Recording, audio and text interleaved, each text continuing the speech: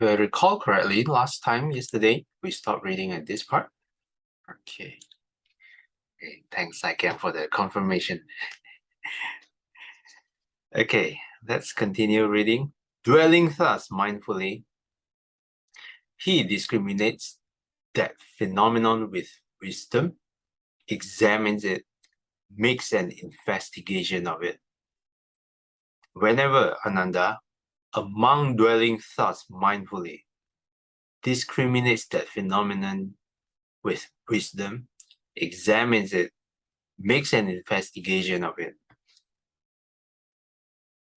On that occasion, the enlightenment factor of discrimination of phenomena is aroused by the monk. On that occasion, the monk develops the enlightenment factor of discrimination of phenomena. On that occasion, the enlightenment factor of discrimination of phenomena goes to fulfillment by development in the monk. Okay, footnote number 61.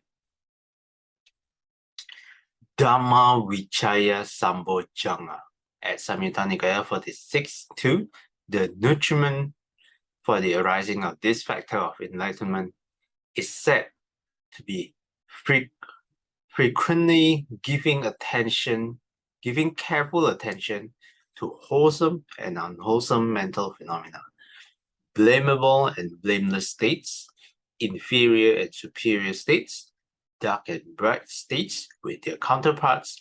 Although this factor of enlightenment is identified with panya or wisdom, the above passage suggests that its initial function is to discriminate between the good and bad mental phenomena that become apparent with the deepening of mindfulness. This is the explanation for this factor of enlightenment. What factor? Factor of discrimination of phenomena. So the second factor out of the 7. So the first one is the factor of mindfulness. The second one is discrimination of phenomena. Sister Choi Kon, would you like to continue? While he discriminates that phenomenon with wisdom, examines it, and makes an investigation of it, his energy is aroused without slackening. Whenever Ananda, a monk's energy is aroused without slackening, as he discriminates that phenomenon with wisdom, examines it, makes an investigation of it. On that occasion, the enlightenment factor of energy is aroused by the monk.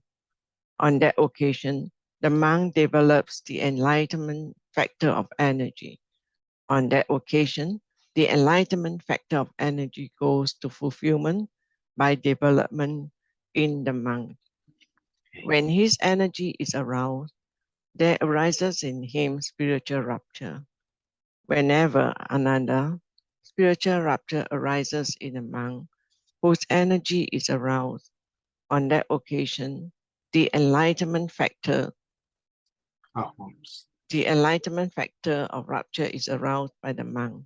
On that occasion, the monk develops the enlightenment factor of rapture. On that occasion, the enlightenment factor of rapture goes to fulfillment by development in the monk. Thank you. Thanks, Sister Chai Kon. The third one, the third enlightenment factor is energy. And the fourth one, the enlightenment factor of rapture. So we have mindfulness, we have discrimination of phenomena, so as second. Third, we have energy, and then we have rapture, the fourth one. Okay, Sister Saike, would you like to continue? For one whose mind is uplifted by rapture, the body becomes tranquil, and the mind becomes tranquil. Whenever Ananda, the body becomes tranquil, and the mind becomes tranquil. In a monk whose mind is uplifted by rapture, on that occasion, the enlightenment factor of tranquility is aroused by the monk. On that occasion, the monk develops the enlightenment factor of tranquility. On that occasion, the enlightenment factor of tranquility goes to fulfillment by development in the monk. For one whose body is tranquil and who is happy, the mind becomes concentrated. Whenever Ananda, the mind becomes concentrated in a monk whose body is tranquil and who is happy. On that occasion, the enlightenment factor of concentration is aroused by the monk. On that occasion, the monk develops the enlightenment factor of concentration. On that occasion, the enlightenment factor of concentration goes to fulfillment by development in the monk. Thank you. Thanks, Sister Sakyan. Okay, the next enlightenment factor would be tranquility. And then afterwards, after tranquility, the enlightenment factor of concentration. Okay. Sister IQ, would you like to continue? He becomes one who closely looks on with equanimity at the mind, thus concentrated. Whatever Ananda, a monk becomes one who closely looks on with equanimity at the mind, thus concentrated. On that occasion, the enlightenment factor of equanimity is aroused by the monk. On that occasion, the monk develops the enlightenment factor of equanimity. On that occasion, the enlightenment factor of equanimity goes to fulfillment by development in the monk. Whenever Ananda, a monk, dwells contemplating feelings in feelings, until mind in mind, till phenomena in phenomena. On that occasion, unmuddled mindfulness is established in that monk. Whenever Ananda, unmuddled mindfulness has been established in a monk. On that occasion, the enlightenment factor of mindfulness is aroused by the monk. On that occasion, the monk develops the enlightenment factor of mindfulness. On that occasion, the enlightenment factor of mindfulness goes to fulfillment by development in the monk. All should be elaborated as in the case of the first establishment of mindfulness. Okay, thanks, Sister IQ. The last factor of enlightenment is the enlightenment factor of equanimity. And this is how a monk does contemplating feelings in feelings. And the second establishment of mindfulness. Okay.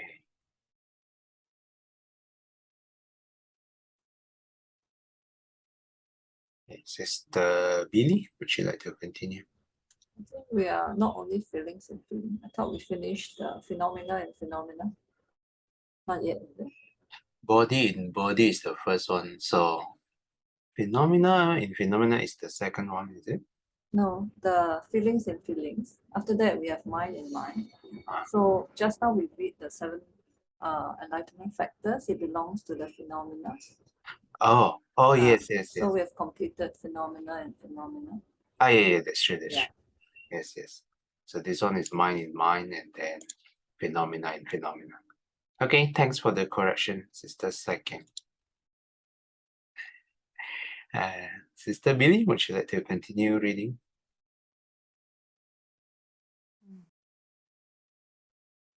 He becomes one who closely looks on with equanimity at the mind, thus concentrated.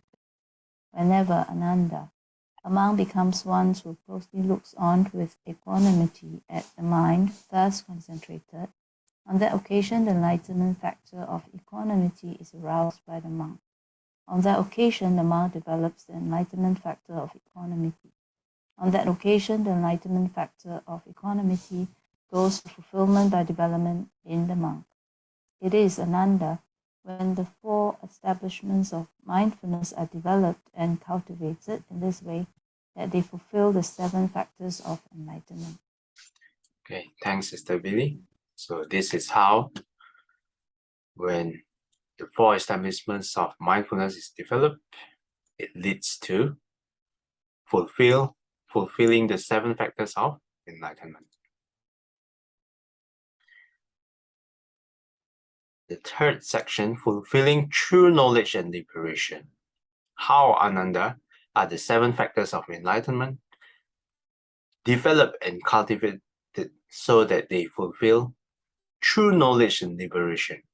Here, Ananda, a monk develops the enlightenment factor of mindfulness, which is based upon seclusion, dispassion, and cessation, maturing in release. He develops the enlightenment factor of discrimination of phenomena,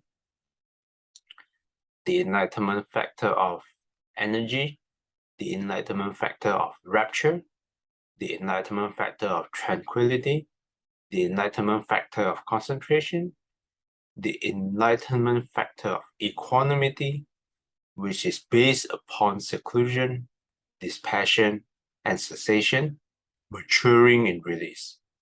It is Ananda when the 7 factors of enlightenment are developed and cultivated in this way that they fulfill true knowledge and liberation. Samyutta Nikaya 54:30 or Majjhima Nikaya 118:15-43. Sadhu, sadhu, sadhu.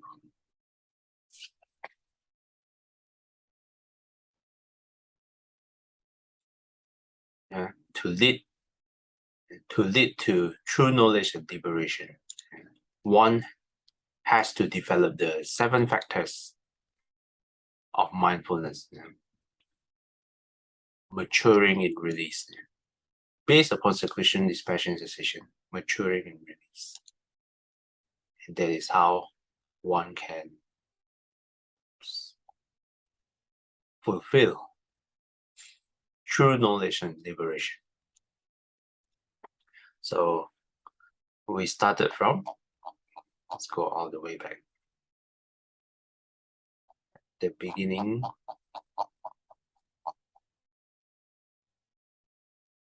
Okay.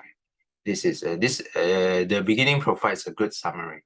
We started from mindfulness of breathing, and then it leads to the 4 establishments of mindfulness, and then 4 establishments of mindfulness leads to 7 factors of enlightenment, and then the last one, true knowledge and liberation.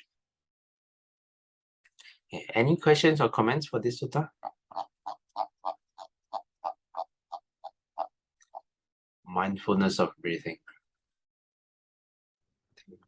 Just to point out that the enlightenment factor of discrimination, sometimes the book called it investigation. That is 七觉知 rather 好记七觉知正念就是念觉知 mindfulness, then there's investigation 就是责法觉知 after investigation then there is energy 就是精进的觉知 after that there's rapture 喜觉知 after rapture tranquility 清安觉知 then after tranquility there is concentration 那就是定觉知 after concentration there's equanimity 舍觉知所以这个七个觉知就是可以带领我们就是得到解脱。Okay, take a second for the translation. Okay, actually, probably we can finish this chapter by today. Let's continue reading. Sister Chaikon, would you like to read? Section 10. the achievement of mastery. On one occasion, the Venerable Sariputta was dwelling at Savatthi in Jeta's Grove, Anathapindika's park. Then one morning he dressed and taking bow and rope, entered Savatthi for alms. When he had walked for alms in Savatthi and had returned from the alms round, after his meal, he went to the blind man's grove for the day's abiding. Having plunged into the blind man's grove, he sat down at the foot of a tree for the day's abiding. Then in the evening, the Venerable Sariputta emerged from seclusion and went to Jeta Grove, Anathapindika parks. The Venerable Ananda saw him coming in the distance and said to him, "Friend Sariputta, your faculties are serene. Your facial complexion is pure and bright. In what dwelling have you spent the day?" "Here, friend, secluded from sensual pleasure, secluded from unwholesome states, I entered and dwelt in the first jhana, which is accompanied by thought and examination, with rapture and happiness born of seclusion. Yet, friend, it did not occur to me, I am attaining the first jhana, or I have attained the first jhana, or I have emerged from the first jhana. It must be because I making, my making, and the underlying tendency to conceit have been thoroughly uprooted in your mind for a long time that such thoughts did not occur to you." Thank you. Thanks, Sister Chekhan. Here, Venerable Sariputta entered and dwelt in the first jhana. And then that is how Venerable Ananda, when he saw Venerable Sariputta, your faculties are serene, your facial complexion is pure and bright. So if you want a good facial complexion, you don't have to use SK2, you don't have to use miracle water. Just enter the first jhana. Okay, bonus number 62. Sariputta was one of the Buddha's two chief disciples, the one who excelled in wisdom. For a biography, see Nyanaponika and Hacker, Great Disciples of the Buddha, first chapter. Footnote number 63. I-making, ahankara, is the function of view of self. Mind-making, mamankara, of craving. The root conceit is the conceit I am, asmi mana. So the underlying tendency to conceit is also responsible for I-making. And it's a bit technical, but this one, everything is all about self. Sister Saikyang, would you like to continue? On another occasion, the Venerable Sariputta said, "Dear friend, with the subsiding of thought and examination, I entered and dwelt in the second jhana, which has internal confidence and unification of mind, is without thought and examination, and has rapture and happiness born of concentration. Yet, friend, it did not occur to me, I am attaining the second jhana, or I have attained the second jhana, or I've emerged from the second jhana.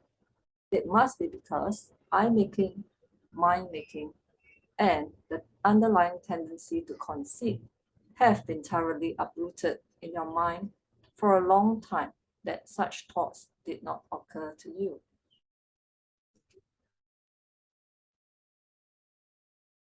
Okay, thanks, Sister Saikyang. Okay, so this one is the second jhana. Yeah, very similar structure, except that it's the second jhana instead of first jhana. Sister Akim, would you like to continue?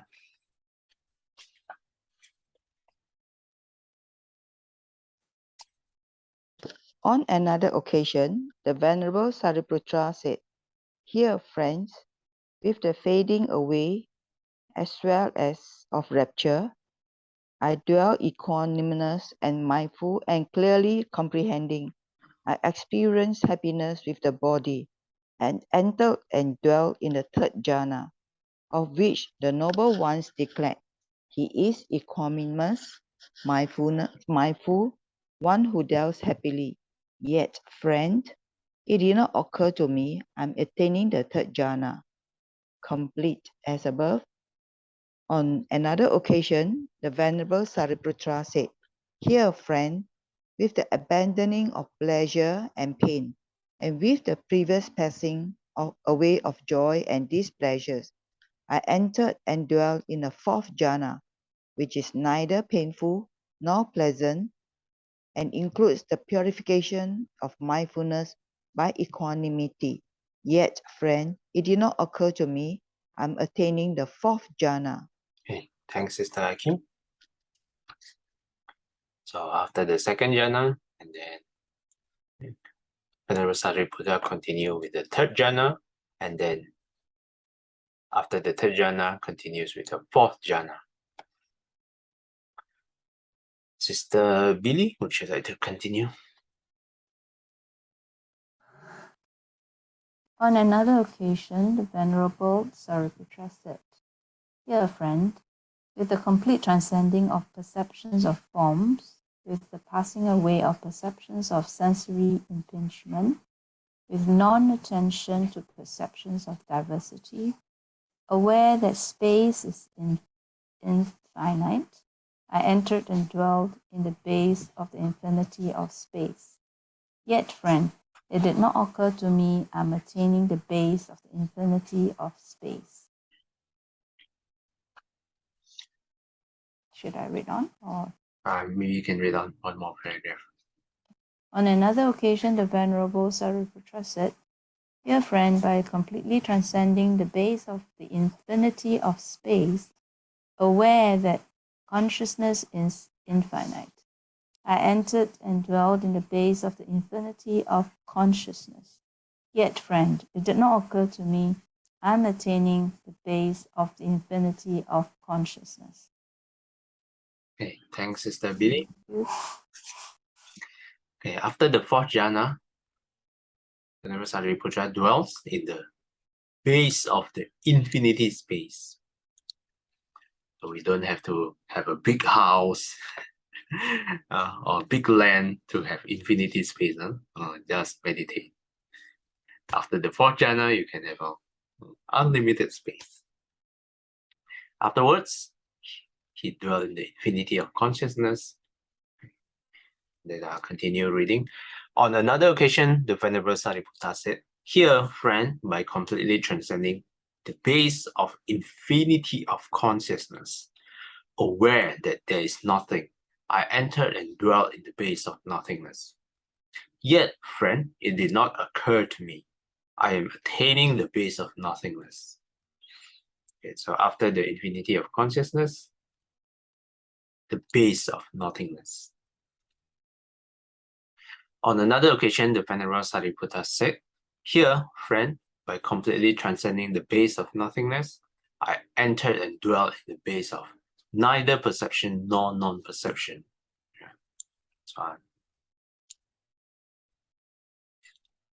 Yet, friend, it did not occur to me, I am attaining the base of neither perception nor non-perception. On another occasion, the Venerable Sariputta said, Here, friend, by completely transcending the base of neither perception nor non-perception, I enter and dwell in the cessation of perception and feeling. Yet, friend, it did not occur to me, I am attaining the cessation of perception and feeling, or I have attained the cessation of perception and feeling, or I have emerged from the cessation of perception and feeling. Footnote number 64. Sanya Vedaya Ita Nirodha, also known as Nirodha Samapatti, the attainment of cessation. This is a special meditative attainment said to be accessible solely to non-returners and arahants. As its name suggests, It involves the total cessation of perceptual and affective functions, and according to the commentaries, of consciousness and all its associated mental factors. For a detailed discussion according to the commentarial system, see Visuddhimagga.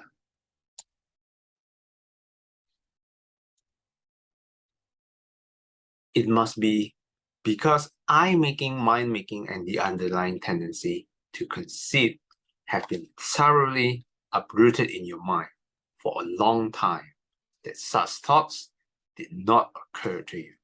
Samyutta Nikaya 28, 1-9 combined. Sadhu, sadhu, sadhu. And with that, we finish reading chapter 8, Mastering the Mind. Any questions or comments for the sutta and also the chapter in general? So with this sutta, we have testimony of someone who has been there, Venerable Sariputta. Anything you'd like to add? If not, Sister Akim would like to do the dedication. 回向，愿消三障诸烦恼，愿得智慧真明了，不愿罪障悉消除，世世常行菩萨道。阿弥陀。Thanks, Sister Akim. Till we meet again, may we be guided by the Buddha, Dhamma, and the Sangha. Sadhu, sadhu, sadhu. Have a masterful Wednesday ahead. Thanks, everyone. I'll see you guys next time. Bye-bye.